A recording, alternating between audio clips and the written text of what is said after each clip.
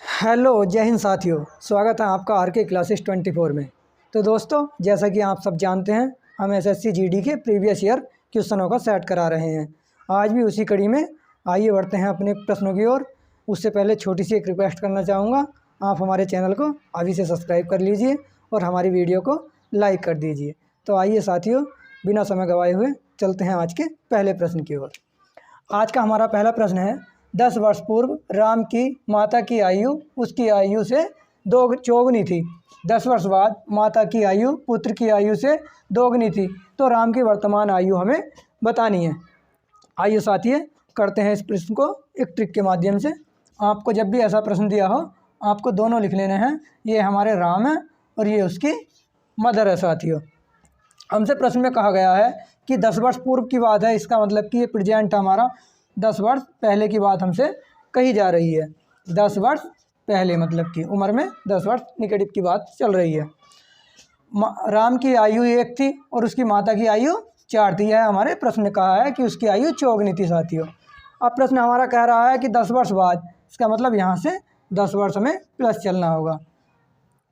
माता की आयु पुत्र की आयु से दोगुनी थी। साथियों, इस बार पुत्र की आयु 1 है और माता की आयु 2 है और हमें राम की वर्तमान आयु बतानी है। यह प्रश्न में हमें दिया गया है। तो साथियों, यदि हम इन दोनों की आयु के बीच डिफरेंस देखें तो 0 का बैठ रहा है और यहाँ 2 का बैठ रहा है। इसका मतलब कि हमें इसे इक्वल करना होगा। जब भी ऐसा आपको प्रश्न मिले तो आपको देखना है कि 1 और 4 में कितने का डिफरेंस है। आपने पाया 3 का डिफरेंस है। यहाँ 1 और 2 में कितने का डिफरेंस है, 1 का है। साथियों, तो इस 1 की मल्टीप्लाई हम इससे कर देंगे और इस 3 की मल्टीप्लाई हम यहाँ कर देंगे। जो हमारे अनुपात बनेंगे उसके अकॉर्डिंग हम प्रश्न को हल करेंगे। तो आइए करते हैं। हमारा नया अनुपात बना। साथियों, यदि हम 1 की मल्टीप्लाई 1 से करें तो 1 ही रहेगा और 4 से करें तो ये भी 4 रहेगा। अर्थात यह है हमारा 1:4 ही रहेगा। साथियों, अब हम नीचे यदि 1 की 3 से मल्टीप्लाई करते हैं तो यहाँ हमें 3 मिलेगा और यदि 3 इससे 2 से हम 3 की मल्टीप्लाई करते हैं तो यहाँ हमें 6 मिलेगा। अब हमें अपने इस अनुपात से नहीं, इस अनुपात से प्रश्न को हल करना है। साथियों, अब हम देखते हैं, यदि 1 और 3 के मध्य है गैप तो यहाँ 2 का गैप है और 4 और 6 के मध्य देखा हमने तो 2 का गैप है। अर्थात हमारा प्रश्न अब संतुष्ट है। हमने पाया यहाँ तो इनकी उम्र में डिफरेंस 2 का है। साथियों, लेकिन प्रश्न हमारा कह रहा है यहाँ तो 10 वर्ष पहले और 10 वर्ष बाद, अर्थात डिफरेंस 20 वर्ष का है। हमें प्रश्न में दिया है कि डिफरेंस इसमें 20 वर्ष का है। यदि हम 2 से इसे काटें तो 1 वर्ष का डिफरेंस 10 वर्ष के बराबर होगा। यदि हम इसकी 10 वर्ष पहले की उम्र निकालना चाहें तो 1 में हमें 10 की मल्टीप्लाई करनी होगी, अर्थात यह 10 बनेगा और यह इसकी 10 से, जब 4 की 10 से हम मल्टीप्लाई करेंगे साथियों तो यह हमारा 40 बनेगा। यह हमारी 10 वर्ष पहले की आयु आई है। हमें बतानी है राम की वर्तमान आयु। वर्तमान आयु के लिए हमें इसमें 10 ऐड करना पड़ेगा क्योंकि यह 10 वर्ष पहले की बात है और पहले से यदि हम वर्तमान में आएंगे तो हमें 10 ऐड करना होगा। यदि हम इसमें 10 ऐड करें तो यहाँ हमें 20 मिलेगा और इसमें 10 ऐड करें तो हमें 50 मिलेगा। ये हमारी वर्तमान आयु है। हमारी राम की वर्तमान आयु साथियों 20 वर्ष होगी। यही हमारे प्रश्न का आंसर है। साथियों, यदि मात्रा में कोई गलती हो जाए तो उस पर ध्यान मत देना, क्योंकि मैथ का टीचर हूँ, मात्राओं में त्रुटि हो जाती है, उस पर आप ध्यान मत देना। तो आइए बढ़ते हैं नेक्स्ट क्वेश्चन की ओर। तो साथियों, बढ़ते हैं क्वेश्चन नंबर 2 की ओर।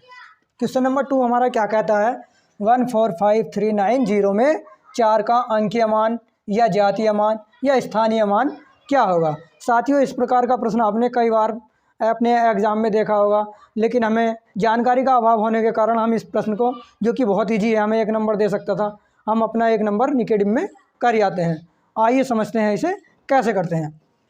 संख्या हमें दी है 145,390। इसमें हमें बताना है अंकीय मान। ये हमारा अंकित मान जो है और जातीय मान।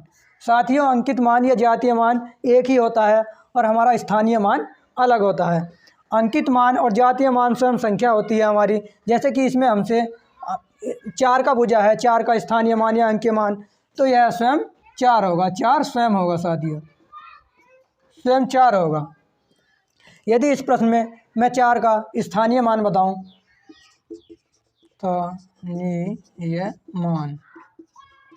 स्थानीय मान होगा, हमें इधर से प्रारंभ करना है साथियों, इकाई की तरफ से हमें पढ़ना है इकाई, दहाई, सैकड़ा, हज़ार, 10,000, मतलब कि 40,000 हमारा 40, और अंकीय मान स्वयं 4 होगा। यदि मैं 9 का बुझूँ कि 9 का अंकित मान क्या होगा, तो 9 स्वयं अंकित मान होगा, या जातीय मान 9 का 9 होगा। यदि मैं स्थानीय मान 9 का आपसे कहूँ, तो 9 का स्थानीय मान मतलब कि इकाई दाई, यह दाई पर आ रहा है, मतलब कि 90 होगा साथियों। आशा करता हूँ आप समझ गए होंगे। आइए बढ़ते हैं अपने नेक्स्ट क्वेश्चन की ओर। तो साथियों बढ़ते हैं क्वेश्चन नंबर 3 की ओर। क्वेश्चन नंबर 3 में हमें बताया है 24/72 का कितना % है। साथियों आप कहेंगे कि सवाल बहुत ईजी है, आपने हल्के हल्के सवाल लिए हैं, लेकिन इसमें मैं आपको कुछ समझाना चाहता हूं साथियों, इसीलिए ये ईजी सवाल लिया है। हमारे बहुत से दोस्त इसे करना जानते होंगे। वो क्या करेंगे कि 72/24 गुणा के 100, या फिर कुछ साथी हमारे करेंगे 24/72 गुणा के 100।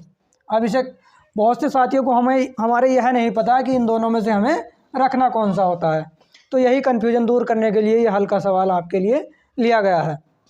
तो आइए साथियों समझते हैं इस प्रकार के प्रश्न को कैसे करते हैं। साथियों इसकी ट्रिक बस यही है कि जिसके साथ हमारा का या से लगा हुआ होता है उसे हमेशा ही हम नीचे रखते हैं साथियों। हम देखेंगे कि हमारा 24 ऊपर है और हमें 72 का कितना % बताना, अर्थात 72 के साथ हमारा का लगा है, तो हमने 72 को साथियों नीचे रख दिया और इसकी मल्टीप्लाई हम 100 से कर देंगे। जब आप इसकी कैलकुलेशन करोगे, इसे काटने के बाद साथियों आपको 33 सही 1/3 प्राप्त होगा %। यही हमारा आंसर होगा। आशा करता हूँ प्रश्न आपकी समझ में आया होगा और अब से आपको इसमें प्रश्न में कोई भी कन्फ्यूजन नहीं होगा। बस यही ध्यान रखना साथियों, जिसके साथ का या से लगा होगा वो आपको नीचे रखना है। तो आइए बढ़ते हैं एक और क्वेश्चन की ओर।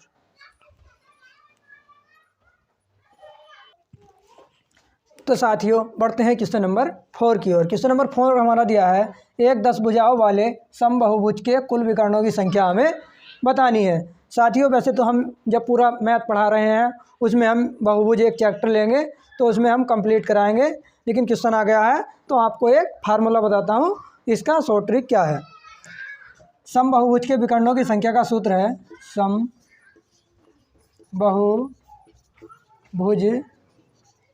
के विकर्णों की संख्या क्या होती है साथियों, n-3/2।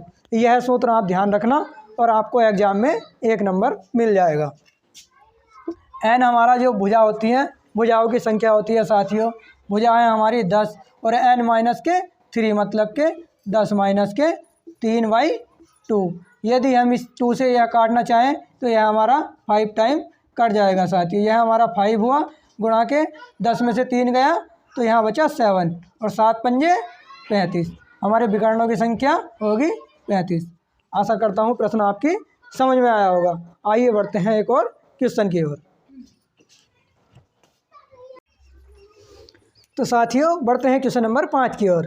क्वेश्चन नंबर 5 में हमें दिया है चीनी के मूल्य में 20% की वृद्धि हो जाने पर उसके उपयोग में कितने % की कमी करें कि खर्च यथावत रहे।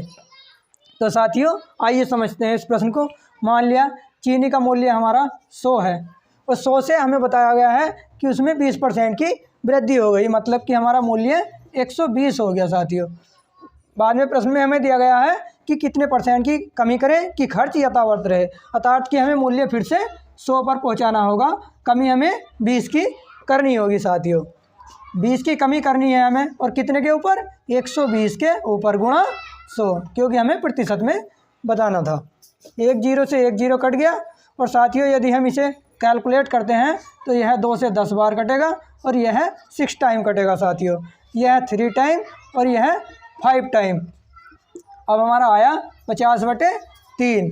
और साथियों यदि हम इसे कटना चाहें तो 3 एकड़ 3, यहाँ हमारा बचा 2, 3 6 18, 2/3, तो 16 से ही 2/3 हमारा आंसर होगा साथियों। आशा करता हूँ प्रश्न आपकी समझ में आया होगा। तो साथियों आज की क्लास थोड़ी छोटी थी, मिलते हैं फिर से एक नेक्स्ट सेशन में। तब तक के लिए जय हिंद, वंदे मातरम।